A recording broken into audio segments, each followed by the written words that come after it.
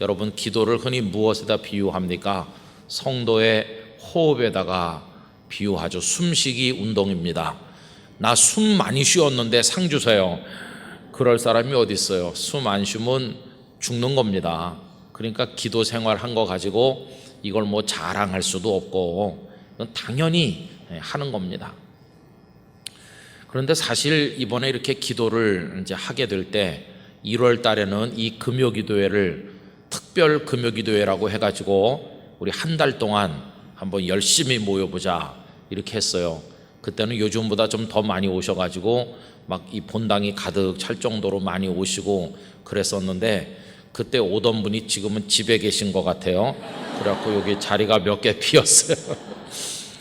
근데 이제 120일이 끝나는 5월 31일 날도 금요일입니다. 그날은 이제 120일의 마지막 뭐라 그럴까, 피날레를 우리가 장식을 하는 건데, 또 그날은 또 많이 오실 것 같아요. 그렇죠? 어쨌든 이렇게 해서 이제 기도를 하게 됐습니다만은 거기 하나의 계기가 있었습니다. 그 계기는 다른 게 아니라 작년 우리 교단 가을 총회 때 현재 총회장이신 그 림 목사님께서 영적 부흥으로 민족의 동반자 되게 하소서, 이런 표를 제시하셨습니다. 이 시대 우리 사회에, 그리고 한국 교회에 가장 절실한 게 뭐겠느냐? 근데 그 목사님께서는 우리가 영적으로 부흥되는 거다. 여러분, 사실 우리 수요 2부 기도회 시간에도 제가 말씀드린 바가 있지만, 우리 대한민국은 경제적으로 옛날에 비하면 지금 굉장히 부흥했습니다. 6.25 직후에는 전 세계에서 두 번째로 가난했던 나라입니다. 저 밑에서 따져서 2등이었습니다. 원조가 없이는 먹고 살 수 없는 나라였습니다. 아마 미군이 가져다 주는 밀가루 같은 거 안 먹어본 사람이 별로 없고, 여러분 또 그 미군들 옷 그거 흘러나온 거 줄여서 입고 그게 막 아주 고급 옷으로 그렇게 여겨지던 시절이 여러분 있지 않았습니까? 우리 그렇게 살았습니다. 고아들은 또 미군들이 많이 입양해서 데려가기도 하고, 참 불쌍한, 우리가 가끔 뉴스에서 저 아프리카 가난한 나라 뉴스를 들으면서 아이들이 막 파리가 온몸에 붙어 있고 그저 못 먹어서 뼈만 남고 그런 모습을 보면서 혀를 끌끌 차는데, 우리가 그랬습니다.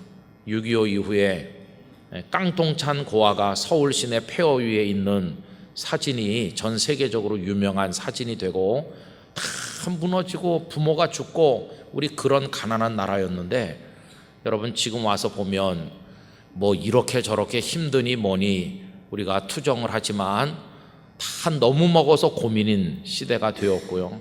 전 세계 어디를 가봐도 대한민국만큼 잘 먹고 잘 사는 나라가 없는 그런 축복을 우리가 받았습니다. 엄청나게 부흥했습니다. 엄청나게.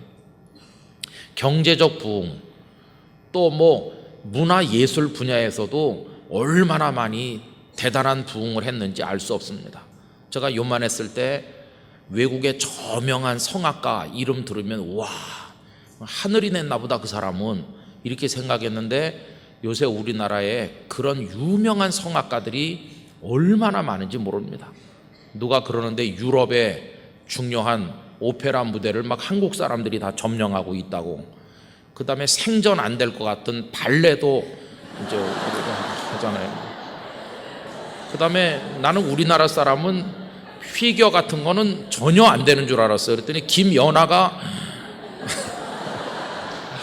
김연아 선수가 얼마나 대단합니까? 그러면 한국 사람이 대단해요. 그 다음에 축구, 여러분 옛날에 우리 가난할 때는 제 초등학교 다니고 할 때 공이 없어가지고 축구를 못했습니다.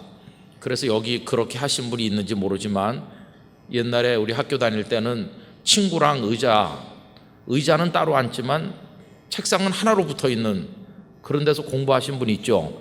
길쭉한 책상에 가운데 근 거 놓고 또 사이가 좀 안 좋으면 거기다 가방으로 막아 놓고 이렇게 했잖아요. 근데 남자애들은 이걸 갖다가 얼마나 험상궂게 하는지 거기다가 이렇게 막 그 칼로 파가지고 이렇게 줄을 쭉쭉 치고 거기서 이제 10원짜리 동전 같은 걸로 축구를 했습니다. 축구 그런 거 하는 거 아세요? 연필로 10원짜리 동전을 몰고 가는 거예요. 이렇게 톡톡톡톡 치면서. 그러면 저쪽에 있는 애가 그걸 막 방어를 하죠. 그래가지고 저쪽 그 마지막 금을 통과한 다음에 팍 밀어넣으면 걔가 못 막으면 그게 골인이고 그런 거예요. 마당에 나가서 공을 차야 되는데 공도 없고 그러니까 책상 위에서 이제 이렇게 했어요. 그렇게 가난했던 나라인데 우리가 월드컵을 개최를 하고 월드컵에서 4강을 하고 손흥민 선수 같은 선수가 나오고, 우리 대한민국이 지금 엄청나게 이제 부흥했어요. 그런데 이상하게 부흥은 했는데 자살 제일 많이 하는 나라, 술 제일 많이 먹는 나라, 담배 제일 많이 피우는 나라, 청소년들 무기력증, 우울증 환자, 하여튼 안 좋은 건 다 1등하는 그런 나라로 지금 된 거예요. 거기다 이제 그런 사회 문화적인 타락상이 그냥 무차별로 하나님의 교회를 공격하면서 말초적 쾌락을 추구하는 젊은이들은 다 세상으로 나가고 애도 안 낳지. 여러분, 이만큼 잘 사는데도 못 살겠다고 그러면서 결혼도 안 하지, 애도 안 낳지. 이게 다 어디서부터 비롯되는 것일까 했을 때 이제 그 목사님께서는 영적으로 부흥되지 않으면 다른 분야가 아무리 많이 부흥돼도 소용없는 거다, 이렇게 진단을 하신 겁니다. 여러분, 영적 부흥이 모든 것에 선행돼야 된다고 하는 그 진단은 너무도 정확하다고 저는 생각합니다. 그러면서 각 교회, 각 목회자들을 향해서 이 영적 부흥의 거룩한 대열에 다 간절하게 참여해 줄 것을 호소하시면서 그 목회지원위원회라는 거 만들고 이제 저보고 그 위원장을 좀 맡아달라고 그래서 제가 이름을 올리고 가만히 생각을 해봤어요. 그 목사님을 몇 차례 만나면서 이걸 왜 나보고 하라고 그럴까? 서울에 와서 얼마 되지도 않고 교회 파악도 잘 안 된 나보고 하라고 하실까? 이런 생각을 저 혼자서 많이 해봤어요. 근데 처음에는 부담됐고 거절을 수도 없이 여러 번 했고, 이렇게 하다가 어느 날 갑자기 깨달아지는 거예요. 이거는 네가 누구를 위해서 뭔가를 하라고 하는 게 아니다. 너부터 부흥될 수 있는 기회를 주는 것이다. 영락교회부터 부흥될 수 있는 기회를 하나님이 주시는 것이다. 이 기회를 붙들어라. 그래서 제가 이제 그걸 맡기로 한 것입니다. 그리고 우리 교회도 기도를 해야 되겠다. 그래서 이제 1월 달에는 특별 금요 기도회를 했고, 그 끝나면서 2월 1일부터 우리가 기도를 했고, 성경에 나오는 기도에 관련된 성경 구절을 우리 목사님들이 쫙 찾아내가지고 책 2권을 만들었는데, 이건 정말 대단한 책이에요. 여러분들이 껍데기가 시원치 않다고 속도 시원치 않은 줄로 생각하는데 싸게 보급하기 위해서 그렇게 만들어서 그렇지, 거기다 빳빳하게 껍데기를 씌우면요 1,000원 주고 못 사요. 그리고 이제 지금 한 권 더 만들려고 준비하고 있습니다. 거기 빠진 규절들을 다 찾아내서 이제 한 권 더 할 거예요. 원래는 하루에 하나씩 하셔야 되니까 120일이 끝나면 그 책이 다 끝나야 되는데, 어떤 분은 이틀에 한 번, 사흘에 한 번 하니까 아직도 그게 남아있는 분이 있어요. 그래서 한 달쯤 지나면 3번째 책이 이제 그게 나올 거고, 어쩌면 그 3가지 1, 2, 3권을 다 모아서 단행본 책으로 우리가 출판을 해도 좋겠다, 그렇게 생각이 드는 것이죠.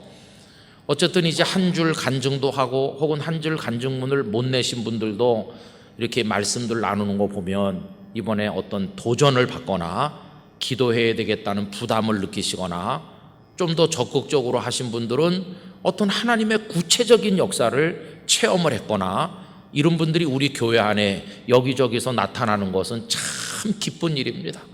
여러분, 이런 은혜를 주신 하나님께 우리가 감사드려야 되는 거예요. 저는 우리 영락교회가 이런데 다 살아서 일어나기를 원합니다. 여러분, 어른과 아이의 차이는 뭔지 아세요? 여러 가지 차이가 있는데, 어른은 좋아도 싫은 척, 싫어도 좋은 척 하면서 가만히 있어요. 근데 애들은 좋으면 막 뜁니다. 좋아가지고 막 이렇게 뜁니다.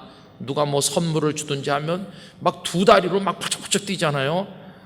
근데 이제 어른도 좀 그래야 돼요.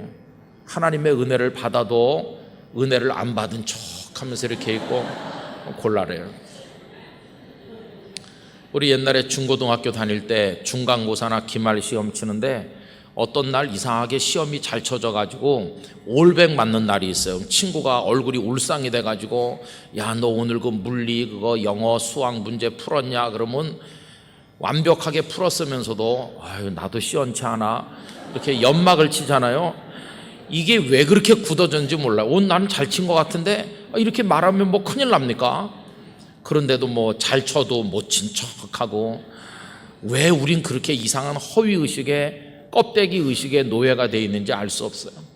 여러분, 은혜를 받아야 되고요, 은혜를 받으면 기쁘면 기쁘다고 말을 해야 되고 찬양을 해야 되고 그런 겁니다. 예배 시간은 근엄해야 된다.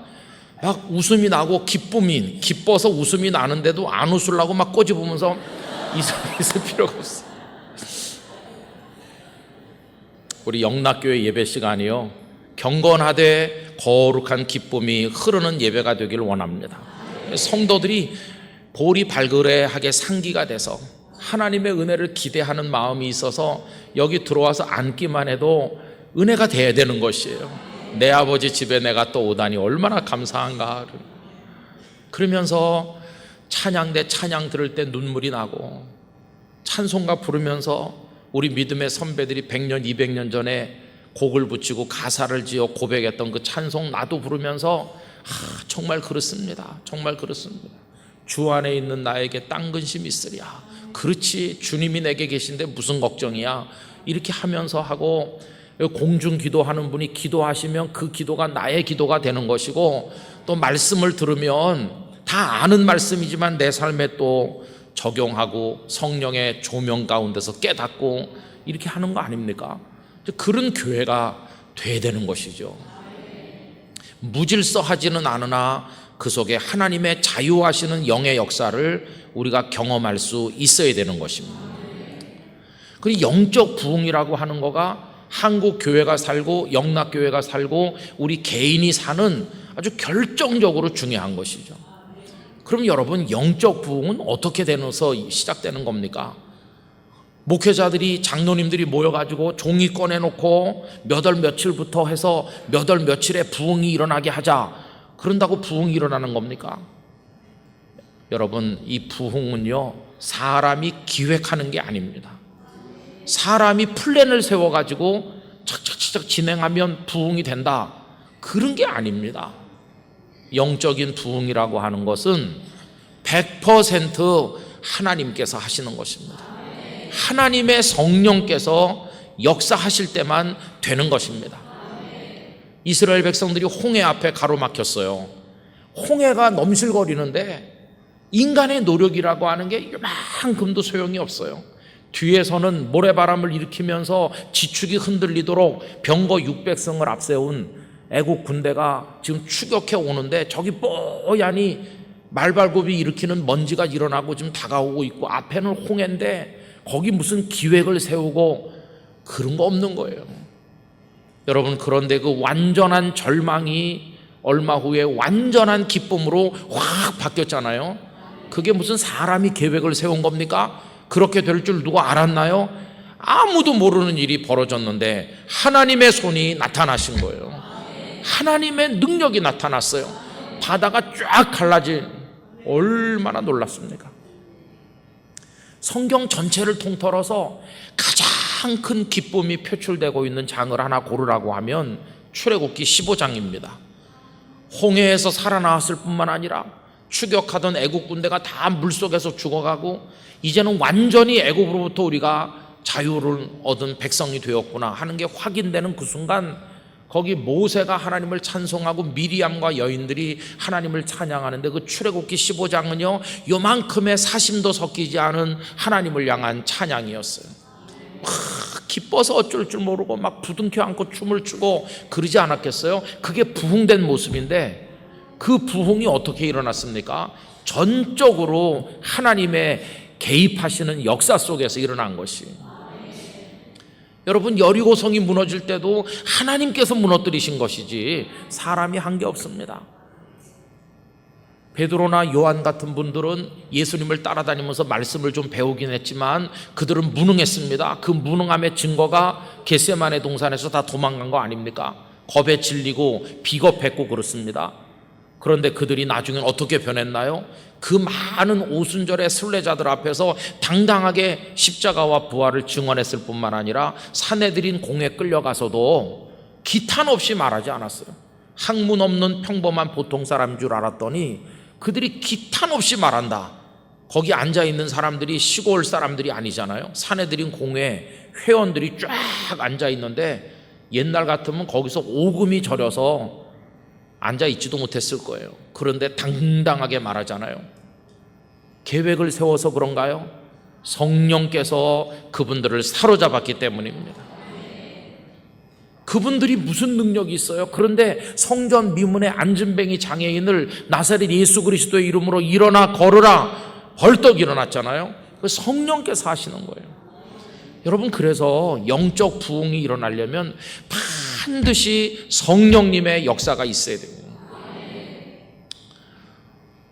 이 성령님의 역사는 우리 신앙의 필수적인 것입니다. 우선 구원받는 일을 보면 하나님 아버지께서 우리를 구원하기 위한 구원의 플랜을, 마스터 플랜을 세우셨어요. 성부께서 다 주도하시는 겁니다.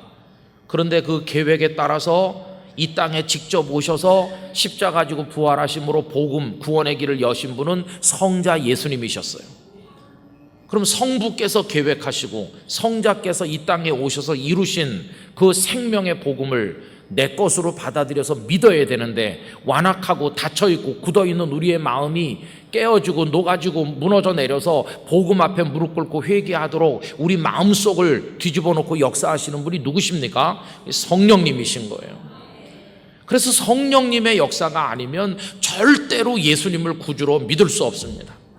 그래서 고린도전서 12장 3절 누구든지 성령으로 하지 않으면 예수님을 주 이렇게 고백할 수 없다고 그랬어요. 구원받는데도 성령의 역사가 필수적입니다. 그래서 성령께서 역사하셔야만 하나님을 아버지로 믿고 예수님을 구주로 믿고 복음을, 생명의 그 복음을 믿을 수 있는 거, 이걸 칼빈 선생님은 효과적인 적용이라고 불렀어요. 성령께서 역사하셔야 복음을 내게, 너에게, 우리에게 효과적으로 적용할 수 있다. 그러니까 여기 주님의 교회가 있고 여기 우리들이 있어서 주님을 찬송하는 건 다 성령의 역사가 있는 것이지 우리가 노력했거나 공부했거나 연구해가지고 된 게 절대로 아닌 것입니다. 이미 성령께서는 우리 속에, 저와 여러분 속에 역사하고 계신 줄로 믿습니다. 그런데 여러분, 그거면 충분하지 않느냐? 아닙니다. 그거 가지고는 충분하지 않아요.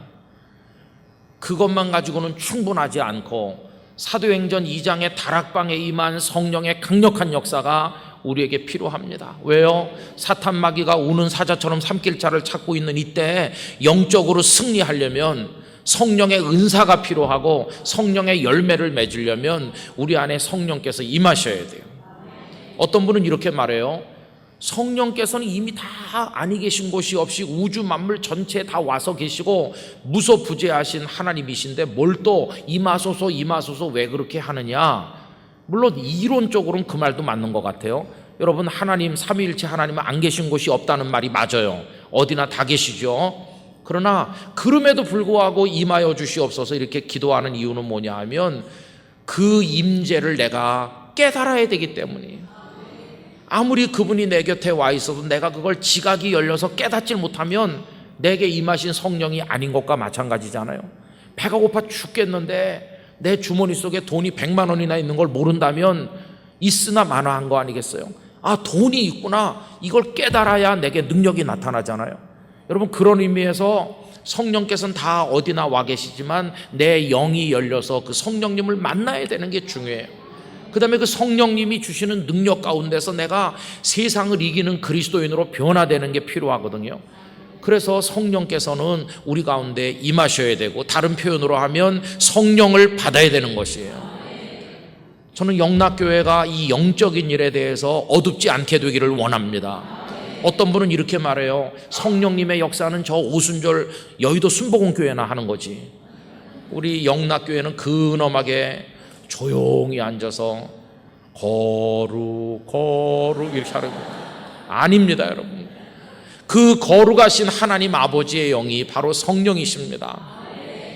성령님을 우리가 사모하고 받는다고 해서 갑자기 우리가 무질서하게 이상하게 되는 게 아니라 더욱더 질서 가운데 더욱더 강력하게 우리가 하나님을 사랑하고 복음을 전하고 그런 것입니다. 여러분, 여기 사마리아에 빌립 집사님이 가서 말씀을 전해가지고 사마리아 사람은 사람 취급도 안 했는데 어떻게 사마리아 사람들이 하나님을 믿나 이렇게 생각했는데 그들도 하나님을 믿고 그들도 복음을 들은 거예요. 여러분, 이 소식이 전해졌어요. 오늘 본문 읽은데 다시 한번 보세요. 14절, 예루살렘에 있는 사도들이 사마리아도 하나님의 말씀을 받았다는 소식을 듣고 베드로와 요한을 보냈어요. 아니, 사마리아에도 예수님을 믿는 사람이 생겼다면서? 아니, 정말이라는데 내가 누구한테 들었는데 그렇대요. 그럼 베드로와 요한이 직접 가서 눈으로 확인하는 게 좋겠다. 베드로와 요한 두 분이 사마리아를 직접 찾아가신 거예요. 아마 그 마음이 감개무량했을 겁니다. 우리가 사마리아 마을에 다시 오게 되다니, 옛날에 예수님 살아계실 때 여기 수가성에도 왔었고 어느 마을에도 갔었는데 주님은 사마리아 사람도 사랑하시더니 하나님께서는 사마리아 사람들에게도 말씀이 전해지게 하셨구나. 사마리아 사람도 구원하시는구나. 얼마나 감개무량했겠어요. 그리고 가서 만난 거죠. 여러분, 15절, 그들이 내려가서 사마리아 사람들을 위하여 무슨 기도를 드렸나요? 거기 빨간 줄 쳐서 기억하시기 바랍니다. 성령 받기를 기도하였어요. 저는 오늘 저녁에 우리가 이 기도를 하려고 합니다. 성령 받기를 그분들이 기도했다면 우리도 기도해야 되는 것이죠. 영락교회가 성령에 충만한 교회 되게 하여 주시옵소서. 영락교회 장로님들이 성령 충만하게 해주세요. 영락교회 목회자들이 성령을 받게 해주세요. 우리 권사님, 집사님들, 어린아이, 청년들, 우리 중고등부 학생들 다 성령의 사람이 되게 하여 주시옵소서. 이걸 그분들이 기도하셨다면 우리도 기도해야 될 거 아니겠습니까? 그분들은 기도했는데 우리는 왜 안 하는 겁니까? 왜 성령님을 사모하지 않는 것입니까? 성령 받기를 우리도 기도해야 되는 것이죠. 거기 16절 보세요. 이는 아직 한 사람에게도 성령 내리신 일이 없고, 여러분, 말씀은 그들에게 벌써 임했잖아요. 말씀을 받았지만 성령 내리신 일이 없다는 표현은 뭐냐 하면 아직 그 성령의 능력 가운데서 살아있는 신앙의 체험을 제대로 한 사람이 없다는 것이, 단지 주 예수님의 이름으로 세례만 받았을 뿐이에요. 주 예수를 믿느냐? 네, 그 세례 받아라. 세례 받았는데 아무 능력이 없어요.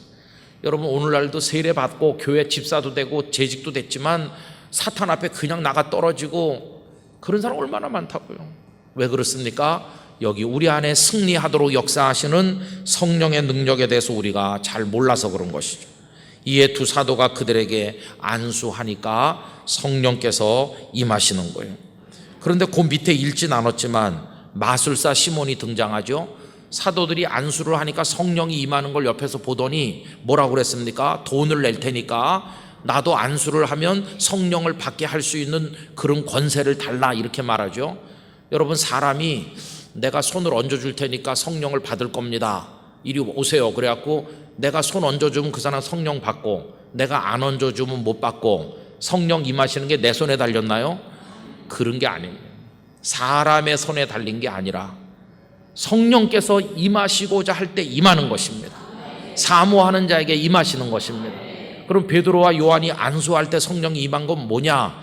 안수를 했기 때문에 임한 게 아니라 그들이 사모하니까 안수할 때 성령이 임하신 것이고, 성령의 결정이지 안수했기 때문에 임하는 게 아닙니다. 성령께서 강림하시고 역사하는 건 100% 성령님의 주권적 권한에 달린 것이지, 너 내가 손 안 얹어주면 아무리 네가 기도해도 성령 못 받을걸, 이렇게 말하는 사람이 누가 있다면 그 사람은 너무너무 잘못된 것이. 그러니까 여러분, 어떤 교육자에게 가서 안수 좀 해주세요. 목사님이 안수를 해주셔야 성령이 임하고, 안 해주시면 안 임합니다, 이렇게 말하면 될까요? 안 될까요? 안 되는 것이죠. 그거는 잘 몰라서 그래요. 물론 안수하는 목사님이 간절하게 원하고 이분이 원하면 성령께서 임하지만, 그게 안수했기 때문에 임하는 게 아니라 성령께서 내가 역사해야 되겠다 하고 결정하셨기 때문에 역사하는 것이. 근데 중요한 것은 우리 영락교회가 성령 받기를 기도해야 됩니다.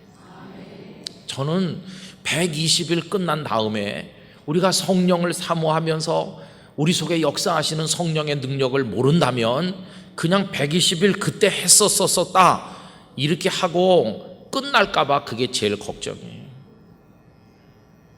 120일에 12만 시간이 아니라 120만 시간을 했다 한들 성령께서 우리 안에 살아계시는 역사를 경험하지 못하고 끝난다면 이게 무슨 소용이 있습니까? 아무 소용이 없는 거예요. 저는 그래서 갈급한 마음이 있습니다. 오늘 저녁에 오신 여러분들이 성령의 사람이 되시기를 축원합니다. 성령의 은사를 사모하시기 바랍니다.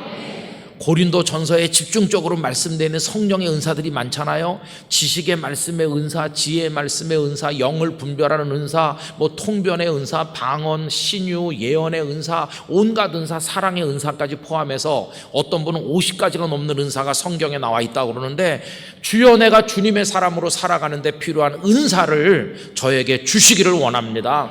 어떤 사탄의 시험도 이길 수 있는 은사를 저에게 주시기를 원합니다.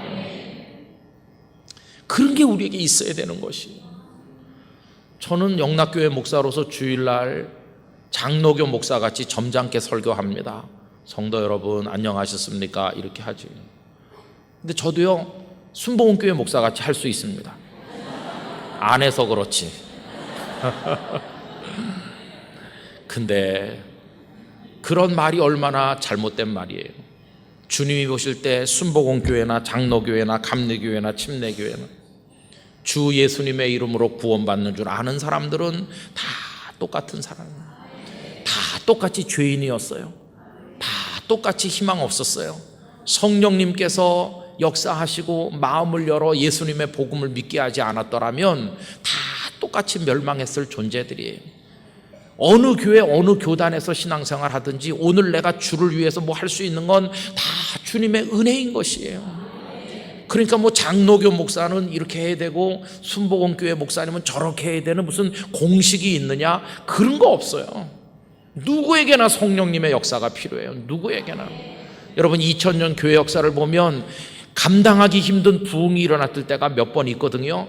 우리 1907년 원산과 평양의 부흥도 그 중에 하나인데, 그때 보면 누가 계획을 세운 게 아니라 하나님의 성령이 역사하니까 확 일어난 것이. 저는 오늘 우리 마음속에 여러분 우리 성령님의 임재를 기도합시다. 너무나 간단하잖아요. 성령 받기를 기도하니 주여 내게 성령 주시옵소서. 내 사랑하는 아내에게도 남편에게도 우리 아이에게도 우리 장로님, 권사님, 집사님, 우리 교구, 전도사님, 목사님 할 거 없이 다 하나님의 성령으로 무장되게 하여 주시옵소서. 우리 기도해야 되겠어요. 우리 영락교회가 신령한 교회가 되기를 원합니다. 이런 영적인 일에 대해서 닫힌 교회가 아니라 하나님께서 어떤 역사를 이루실지 마음을 열고 주님을 바라보는 교회가 되기를 원합니다. 그 와중에 하나님이 원하시면 병든 자가 낫기도 하고 죽은 자가 살아나기도 하고 다친 마음에 복음이 들어가서 예수님을 영접하기도 하고 하나님의 축복이 임하면 망했던 회사가 살아나기도 하고 안 될 것 같아도 되기도 하고 무에서 유를 창조하신 전능자의 능력을 경험하기도 하고 완악한 사람이 엎드러져서 회개하기도 하고 새 사람 되고 그런 역사들이 나타나는 거 아니겠습니까? 여러분 한국 사회가 어두우면 어둡고 한국 교회가 희망이 없어 보일수록 더 간절하게 하나님의 성령의 역사가 애절하지 않습니까? 하나님의 성령마저 우리를 외면하시면 우린 진짜 희망이 없는 겁니다. 천부여 의지 없어서 손들고 옵니다. 주님 나를 박대하시고 외면하시면, 성령께서 우리를 버리시면 우리가 무슨 희망이 있겠어요, 그죠? 그래서 여기 제가 오늘 저녁에 이 말씀을 위해서 주보에다가 지난주 주중에 본문 제목을 정할 때 성령 받기를 기도하니 이거 하면서 간절했어요. 오늘 금요일 날 여기 오시는 분들이 다 성령의 사람이 되게 하여 주시옵소서. 여러분, 오늘 저녁에 영락교회 낮예배 시간에 출석하는 성도의 몇 분질이 여기 있는지 모르지만 우리 한 사람 한 사람이 성령의 불덩어리가 된다면 우리의 가정과 우리 주변 구역이나 여전도의 남선교회 어디나 다 성령님의 역사를 우리 파급시켜 나갈 수 있을 줄로 믿습니다. 그렇게 되시기를 축원합니다. 성령의 사람들이 되시기를 기원합니다. 오늘은 정말 감사하고 기쁜 날입니다. 그동안 우리가 하나님 앞에 날짜를 정해놓고 기도를 해서 오늘 마무리를 하는 특별한 예배를 하나님께 올리게 되었는데요. 저는 눈물이 많이 나는 것 같습니다. 왜 그러냐 하면은 너무나 힘든 세상 아닙니까? 우리나라도 그렇고 우리 교회도 너무 딱해요. 제가 목사가 돼서 교회 안에서 살고 교회를 위해 살고 있지만은 정말 왜 이럴까 이렇게 생각이 될 만큼 가슴이 답답하고, 그 다음에 또 우리 자신의 모습을 봐도 너무 시시해요. 우리 모습이 못났어요. 하나님을 믿는데 왜 그렇게 미지근하고 우리 마음 중심이 하나님 앞에 온전하지 못할 때가 많다, 그런 생각을 하고요. 능력이 없어요. 지금 노도 광풍처럼 사탄의 세력이 교회를 향해, 성도들을 향해 몰아쳐 오고 있는데 무슨 대책이 없어요. 그냥 속수무책으로.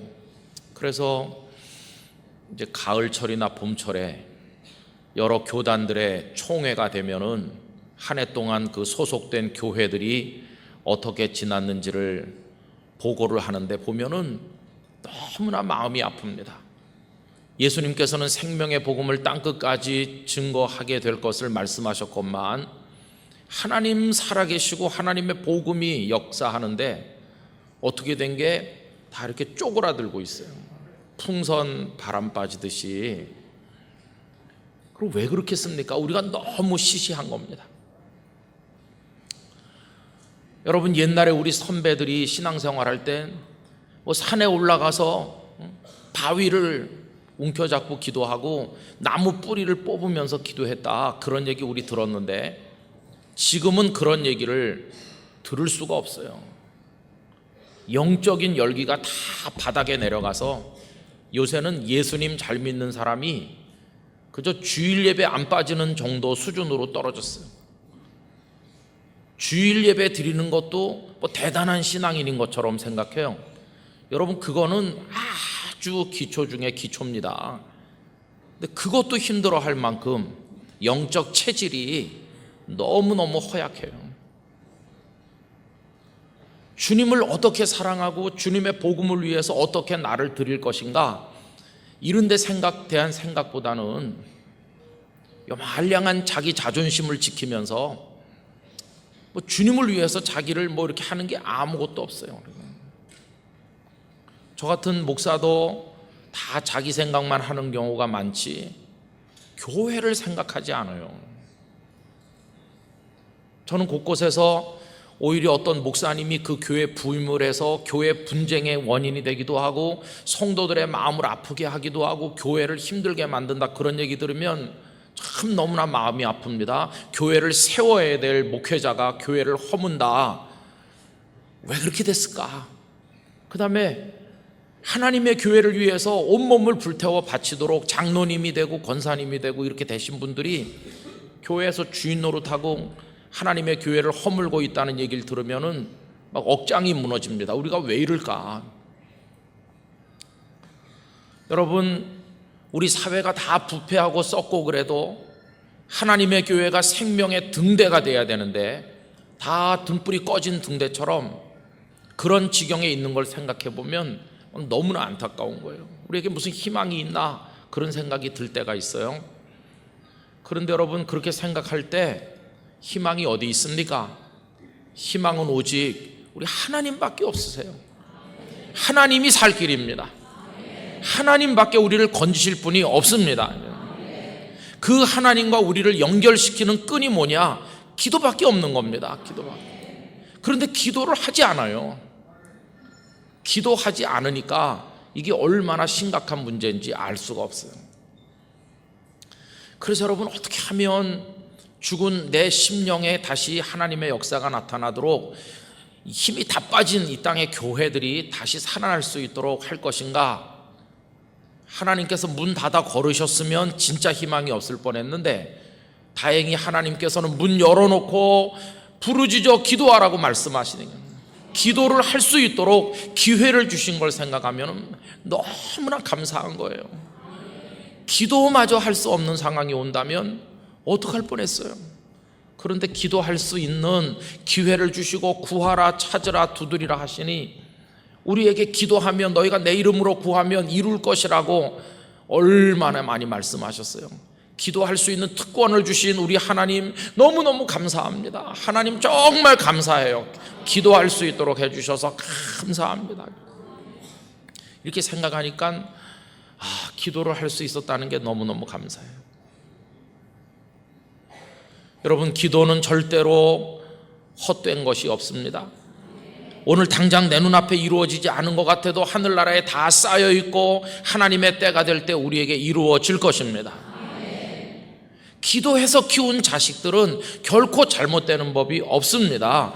눈물의 자녀는 다 때가 되면 하나님 앞에 돌아오기도 하고 세움을 받게 될 것입니다. 기도는 그래서 공짜가 없는 것입니다. 우리의 구하는 것보다 더 능히 넘치도록 하시는 전능하신 하나님이십니다. 하나님께서 지난 1월 첫 주 금요일부터 특별 금요 기도회를 선포하게 하시고 한 달 동안 이 자리를 채워서 우리가 기도하였습니다. 그리고 2월 1일부터 120일 동안 기도를 시작을 했습니다. 여러분, 뭔가를 시작을 할 때는 한쪽에는 기대와 설렘이 있지만 한쪽에는 두려움도 큰 법입니다. 제 마음이 그러하였습니다. 기도했을 때 하나님께서 우리에게 어떤 은혜를 주실 것인가를 생각하며 설레기도 하고 기대감도 있는 반면에 과연 우리 성도들이 같이 기도할 수 있을까? 기도의 힘을 모을 수 있을까?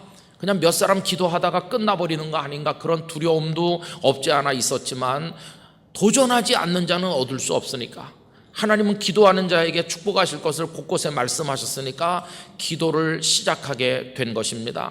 그리고 도대체 목표가 있으면 좋을 텐데 목표를 어느 정도 세워야 될지도 참 정하기 어려웠습니다.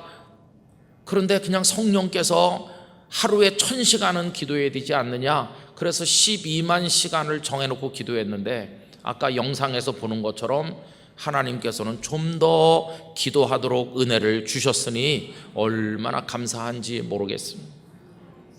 만약에 오늘 11,999시간만 11만 9,999시간만 하고 1시간 모자랐다 그러면 아쉬울 뻔했죠.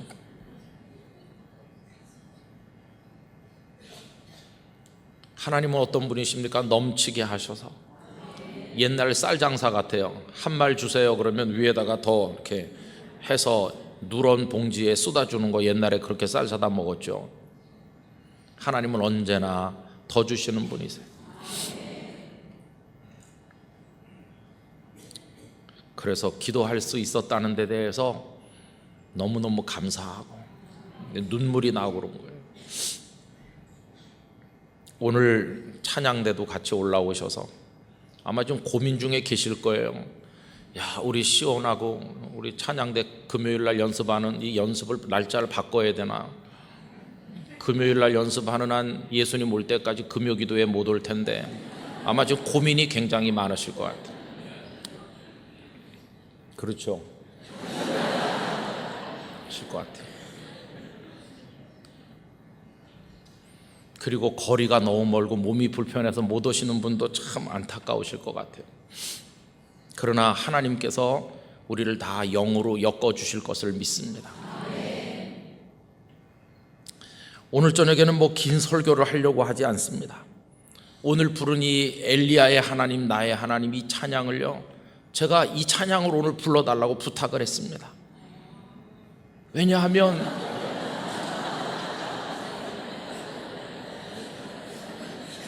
여러분, 엘리야의 하나님이 여러분의 하나님이신 거 믿습니까?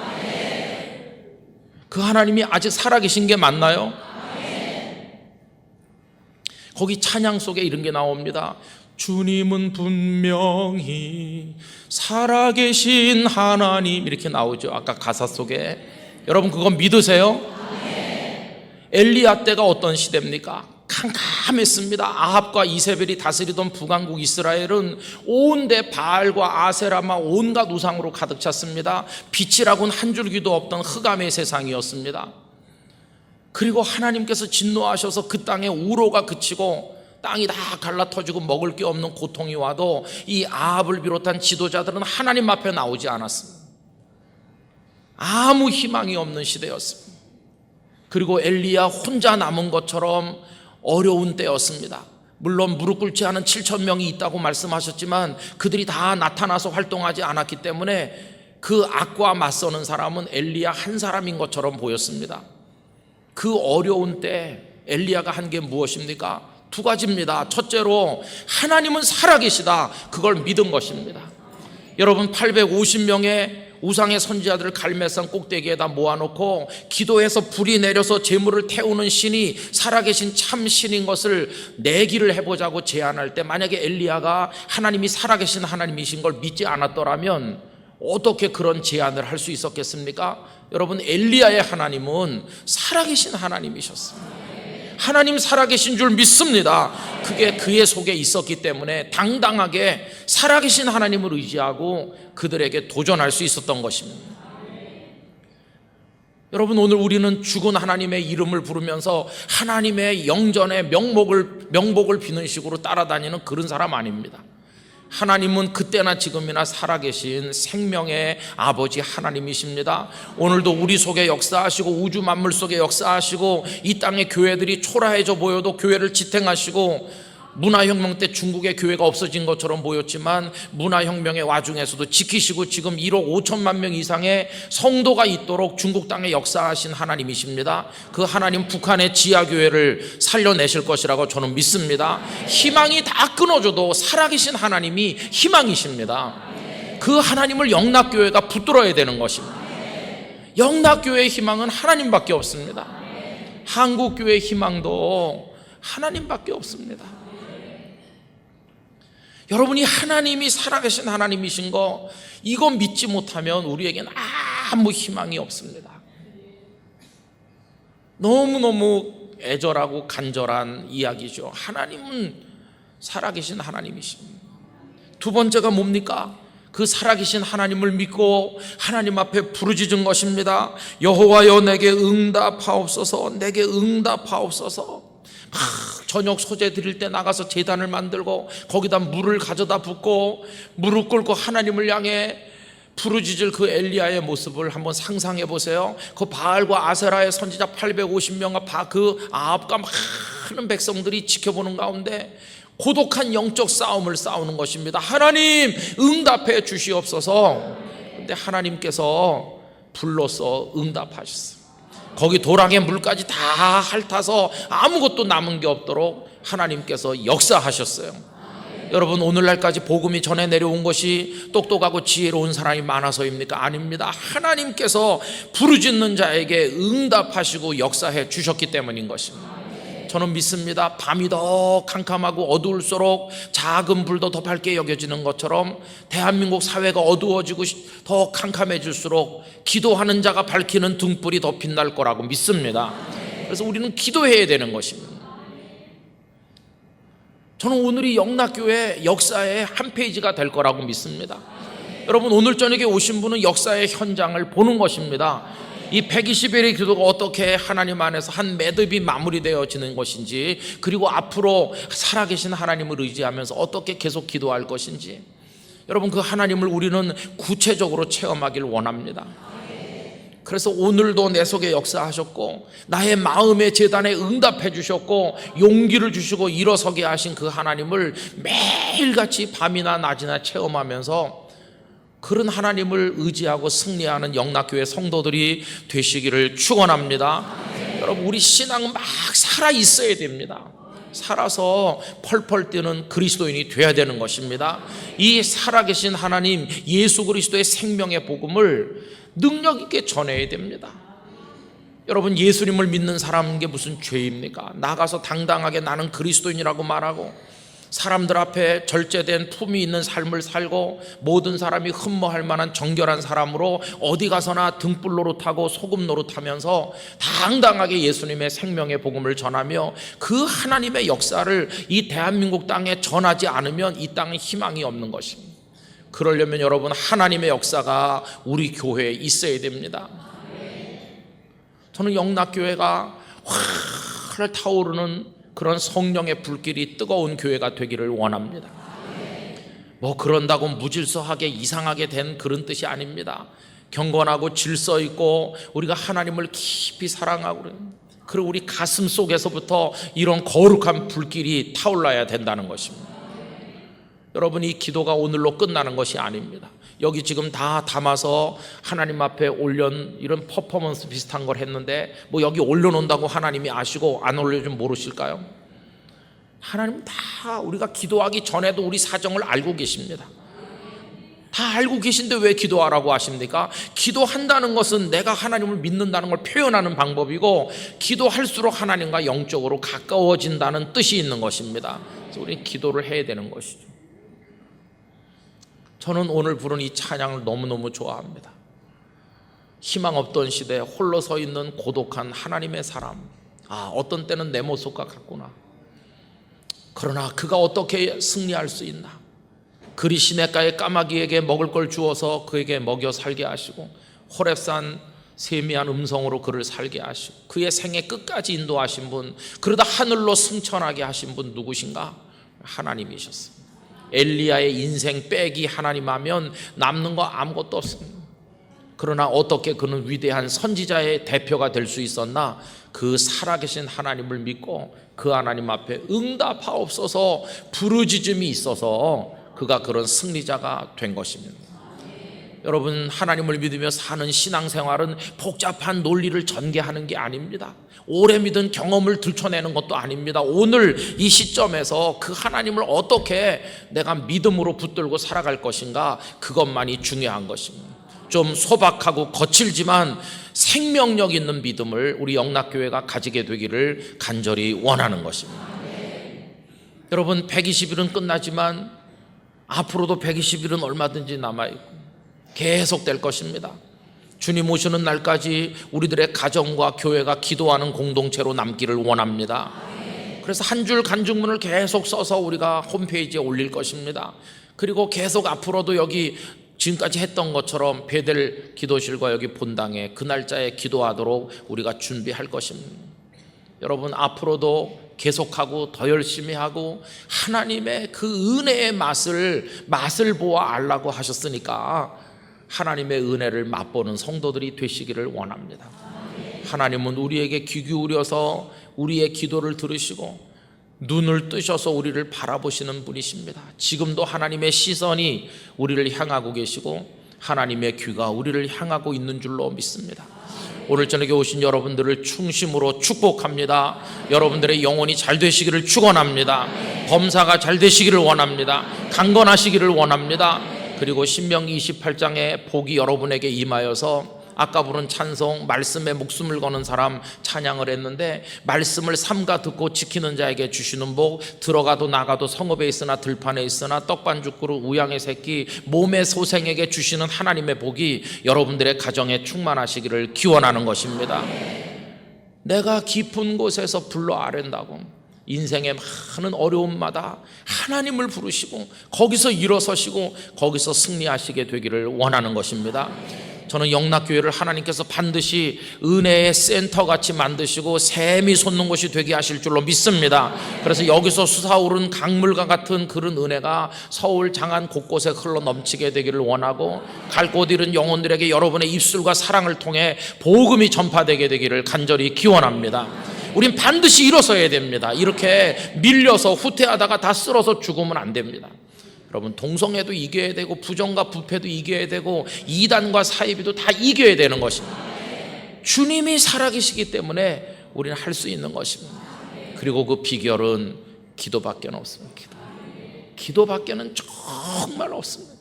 저희 가정에도 극복하기 힘든 어려움들이 수도 없이 많았지만 마지막엔 언제나 결론은 하나님밖에 없었습니다. 하나님 살려주세요. 이렇게는 하나님께서 그때마다 살려주시고 위로하시고 내 곁에 계심을 알게 하시고 아무리 섭섭하고 어려운 일이 있어도 하나님이 내 편 되심을 알면 다 이겨낼 수 있었던 것입니다. 여러분, 우리 자신도 믿지 맙시다. 내 옆에 있는 어떤 다른 유력한 사람도 믿지 맙시다. 하나님만 믿음의 대상입니다. 여러분, 저를 믿지 마시기 바랍니다. 저도 여러분을 믿지 않도록 하겠습니다. 우리가 믿을 분은 하나님 한 분뿐이세요. 사람은 오늘 서 있다가 오늘 밤에 어떻게 될지 모르는 아무것도 장담할 수 없는 존재입니다. 그분이 생명을 공급해 주시는 한 사는 것이고 세워주시는 동안 사역하는 것이고 우리 가정도 그렇고 다 마찬가지입니다. 여러분, 절대 하나님 신앙으로 하나님을 의지하고 기도하면서 그 살아계신 하나님 붙들고 승리케 되시기를 주님의 이름으로 축원합니다.